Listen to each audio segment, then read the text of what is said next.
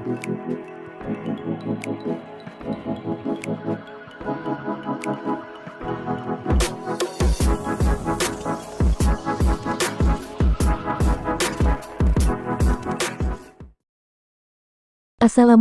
warahmatullahi wabarakatuh.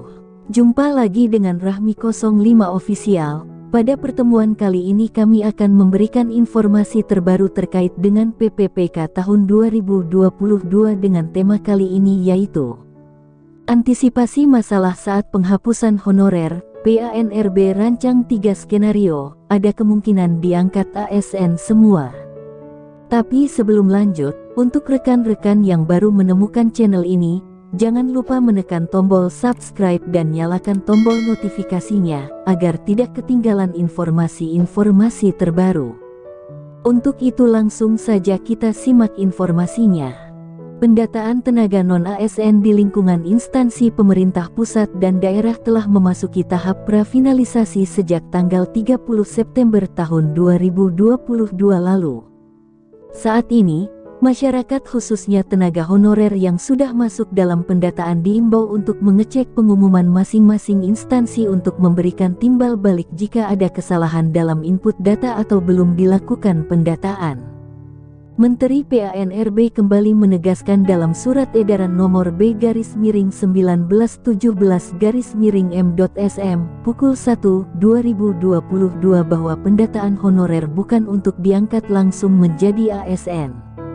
Pendataan tersebut merupakan salah satu upaya pemerintah dalam menyelesaikan masalah honorer sebelum penghapusan nanti yang rencananya akan diberlakukan mulai tahun 2023. Penyelesaian masalah honorer hingga saat ini masih menjadi perhatian pemerintah, dalam hal ini Kementerian PANRB. Demi mengantisipasi munculnya masalah saat penghapusan tenaga honorer, Menteri PANRB Abdullah Azwar Anas telah mengantongi 3 skenario penyelesaian. 3 rencana atau skenario tersebut akan didiskusikan dengan Menteri Keuangan, Sri Mulyani dan Komisi C DPR RI.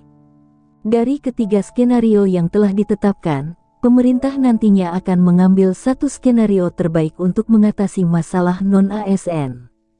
Terkait penyelesaian tenaga honorer tersebut, Menteri PANRB menerangkan bahwa aturan untuk menangani honorer sendiri sudah ada dan dijalankan sejak 2005. Tidak berhenti sampai situ, penanganan dilanjutkan pada tahun 2012, 2018, 2019 hingga 2021.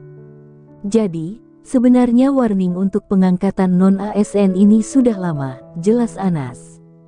Lebih lanjut Menteri PANRB tersebut menjelaskan, ada fakta juga kalau non-ASN ini tidak ada, pelayanan-pelayanan kita bisa terganggu di kabupaten dan kota. 3 skenario penyelesaian tenaga honorer sebelum penghapusan direncanakan Kementerian PANRB dengan terus melakukan koordinasi lintas sektoral. Untuk skenario pertama, honorer bisa diangkat seluruhnya untuk menjadi pegawai ASN. Meski terlihat menguntungkan bagi para honorer, Menteri PANRB memandang skenario tersebut akan memunculkan beban baru bagi negara jika dilihat dari aspek kualitas honorer itu sendiri. Skenario ini akan menjadi beban yang berat bagi negara dan kompetensi birokrasi kita. Akan ada problem pada beberapa titik yang ketika saat rekrutmen kualitasnya tidak diperhatikan, jelas Anas.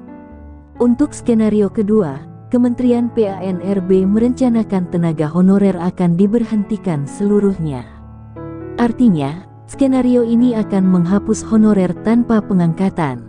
Hal ini pun bisa menjadi masalah sebab pemberhentian tenaga honorer secara keseluruhan akan menimbulkan tingkat pengangguran yang tinggi. Skenario ketiga yang merupakan opsi jalan tengah adalah mengangkat tenaga honorer sesuai dengan prioritas sebelum dihapuskan.